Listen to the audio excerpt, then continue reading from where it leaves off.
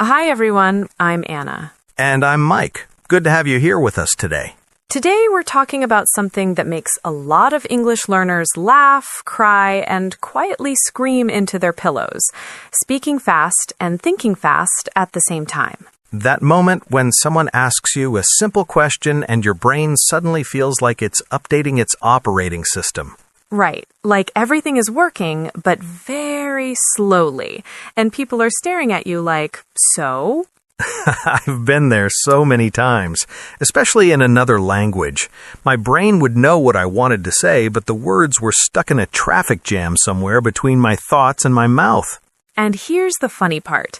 2 hours later, the perfect sentence magically appears in your brain, like, hello, I'm ready now. And you're thinking, well, that's nice, but the conversation is over and I already looked confused. So, if that has ever happened to you, you're not strange. You're not broken. You're just a normal human trying to operate in a second language.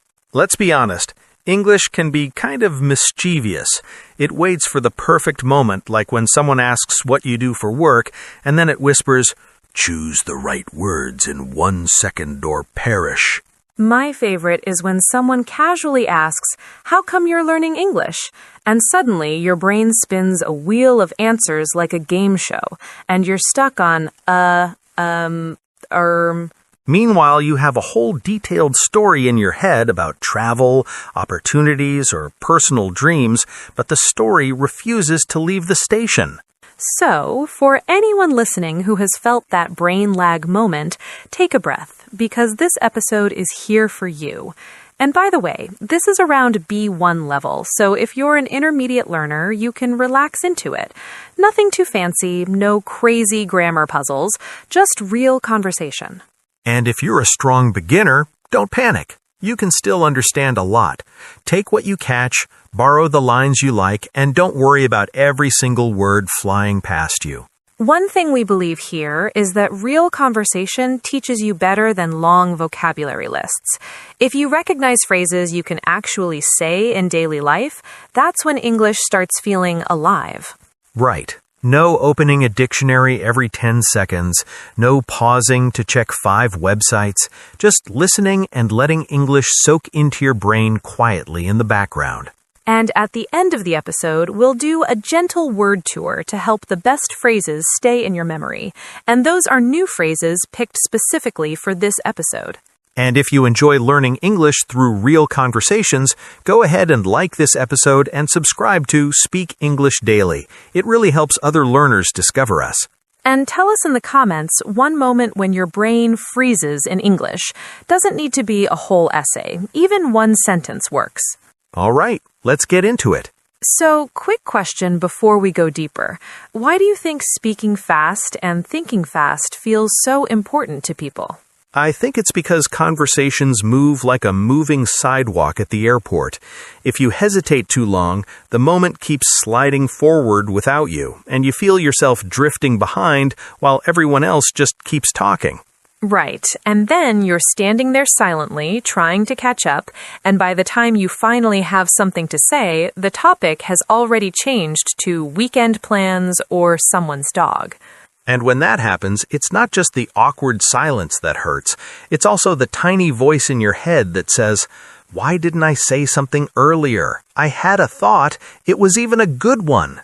I know that voice. It loves to give commentary after the conversation ends, like a sports commentator replaying your slow reactions in high definition. And here's something that hits people harder than they admit.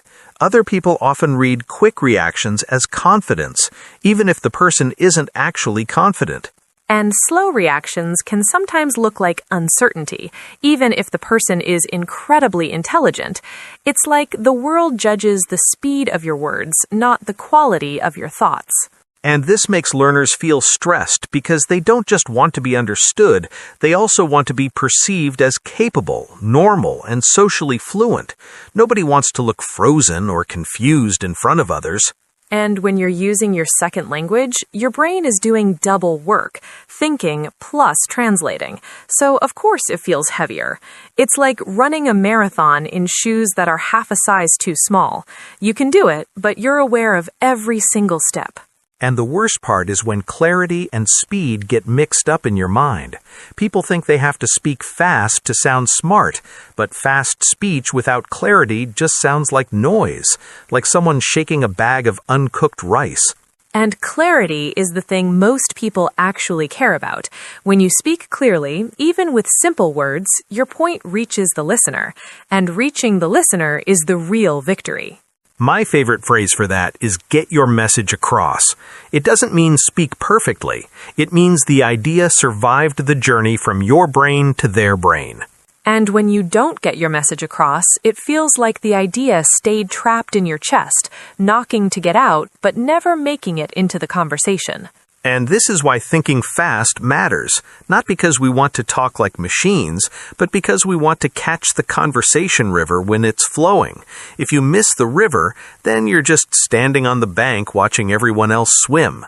And people blame themselves for this when it's actually a very normal thing. The brain needs time, words need navigation, feelings need space, and sometimes English just arrives late to the party. And then after the party, English finally knocks on your door like, "Hey, I found the perfect sentence for you. Sorry for the delay." Too late, English. The moment is gone, the cake is eaten, and the person who asked the question already left the building. If anyone listening has ever experienced that late arriving English moment, just know you're not alone. It happens to all of us, even native speakers when they're tired or stressed or out of coffee.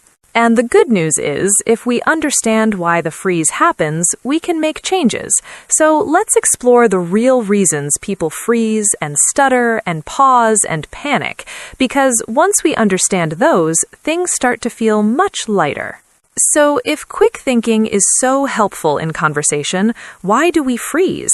Why does the brain suddenly go quiet like someone unplugged the microphone? I think one big reason is overthinking. People want the perfect sentence with perfect grammar, perfect vocabulary, perfect timing, and a beautiful accent on top, and the brain gets stuck trying to build that masterpiece while the conversation keeps moving. And perfection takes time, and conversations do not wait. When I used to learn another language, I would rehearse a sentence in my head like I was preparing an audition. Meanwhile, the other person was waiting for a simple answer like yes or no. And the moment you start rehearsing, hesitation sneaks in. Hesitation is that visible pause where your brain tries to produce a Hollywood script instead of a normal human reply. The longer you wait, the worse it feels. And then fear joins the party. Fear of mistakes, fear of sounding silly, fear of being judged, fear of confusing people.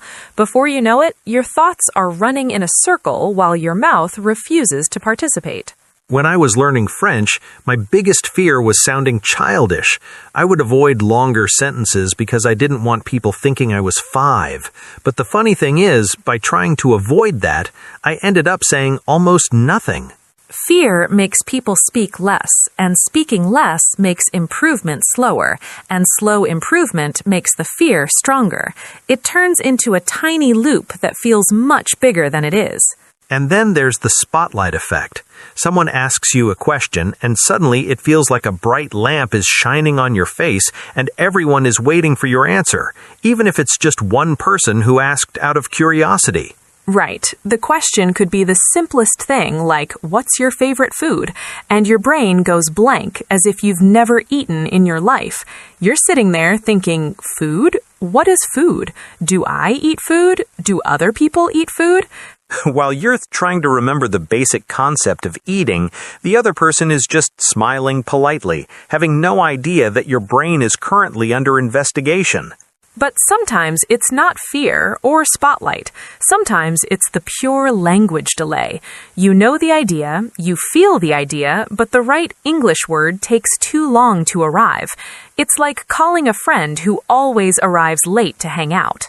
Or like searching for a sock in a messy drawer. You know it's in there somewhere, but your hand keeps finding everything except the thing you need. And the frustrating part is that the ideas are not the problem.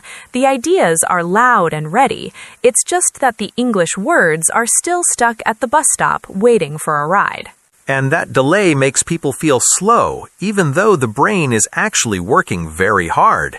It's not a lack of intelligence, it's just another language layer sitting on top of your thoughts. And here's something comforting. These challenges are connected.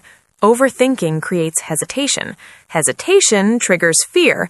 Fear activates the spotlight feeling, and the language delay makes it even harder to break the loop. But if the challenges connect, the solutions can connect too, which means once we calm one part of the system, everything else becomes easier. So let's talk about what actually helps in those freeze moments. The first thing is learning how to stay calm when your brain feels pressure. When we get nervous, the body treats a simple question like a dangerous situation, and suddenly everything feels high stakes, even if it's just a friendly chat. And when the body goes into that mode, it's like the brain sends security guards to shut the doors.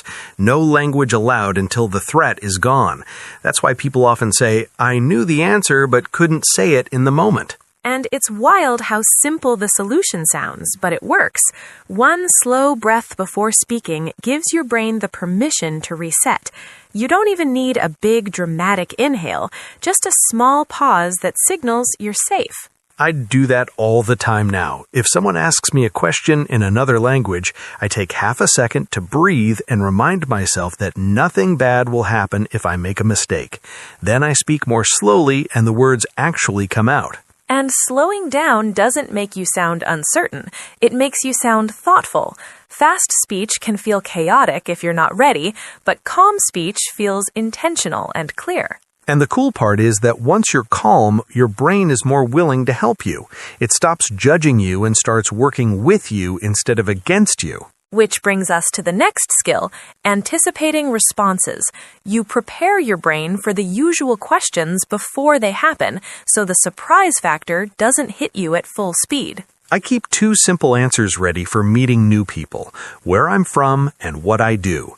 Those 2 show up in almost every first conversation. And the moment I prepared them, I stopped panicking in social situations. That preparation gives you a starting line. Without it, your brain tries to start from zero every time, and that 0 point is where people freeze. And if preparation doesn't save you and the question still surprises you, there's a rescue technique that works beautifully: time fillers.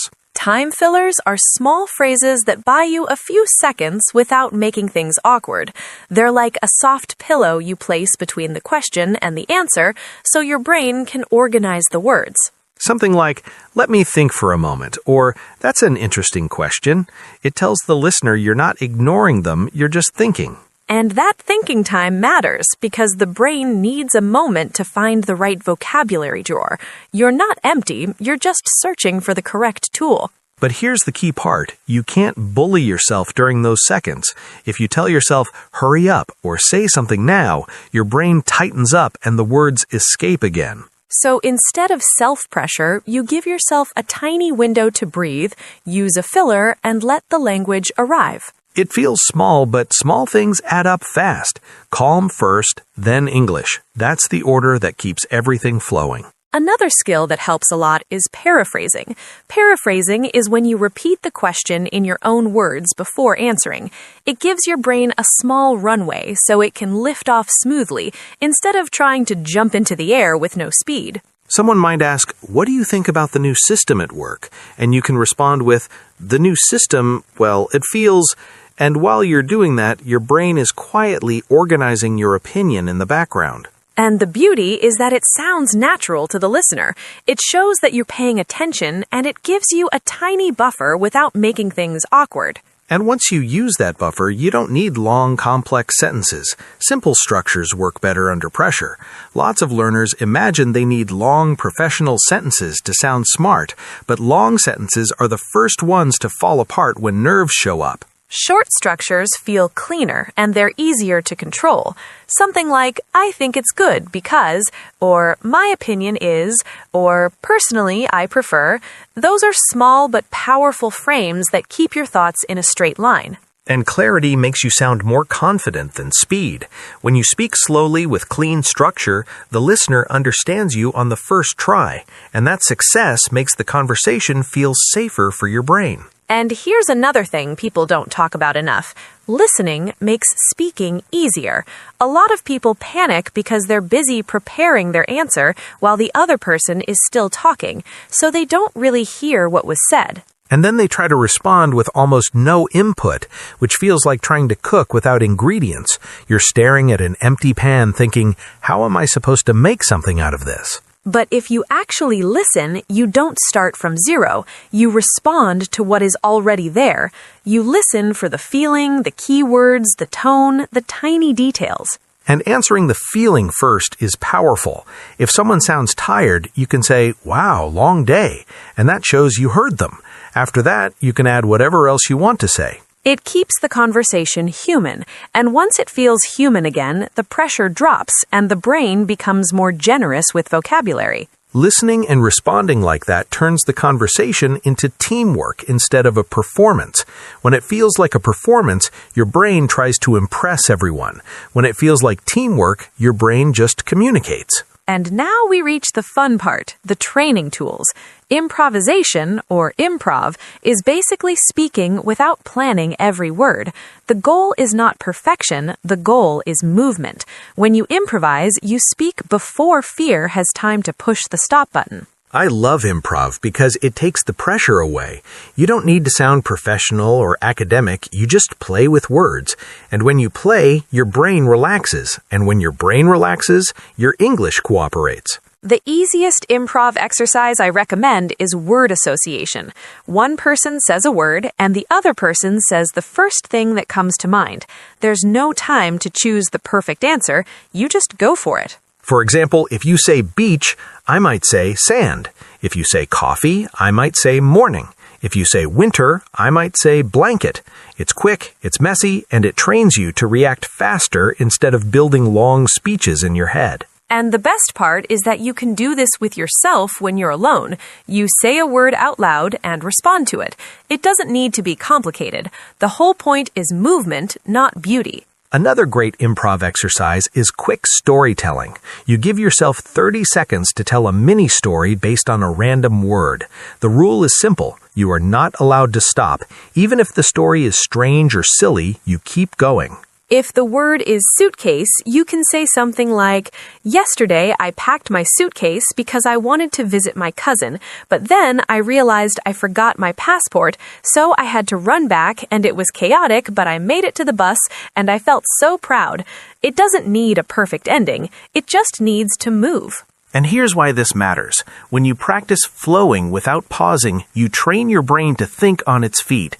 When you freeze less during practice, you freeze less during real conversations. And it builds confidence without needing a classroom or a teacher. You just need a word and a timer. If you want, you can do it with music or while walking or while cooking. The brain loves when training fits into daily life. And because improv is playful, it removes that heavy feeling learners sometimes carry. There's no audience, no exam, no score. Just you and your voice doing a little language workout. The cool secret is that most fluent speakers don't think faster because they are smarter. They think faster because they have trained their brain not to panic when words are not ready. And improv is one of the best tools for that training. Not to be perfect, but to be spontaneous. And spontaneous means natural. And natural is what everyone really wants. Before we wrap up, let's do our word tour so these useful pieces of English stay in your brain a little longer. Balanced and practical, just the way we like it. First one, confident. Confident means you believe in your ability to do something. For example, I felt confident answering because I prepared. Or she sounded confident even though she used simple words. Next one, react. React means respond to something that happens or is said. For example, I didn't know how to react to his question. Or he reacted quickly and kept the conversation moving. Next one, flexible. Flexible means open to change and able to adapt. For example, speaking games make your brain more flexible, or she stayed flexible when the topic changed. Next one, natural. Natural means something feels normal, relaxed, and real, not forced or artificial. For example, his reply sounded natural and friendly, or I want my English to feel more natural. Next one, pressure. Pressure is the feeling of stress when something matters and you must act quickly.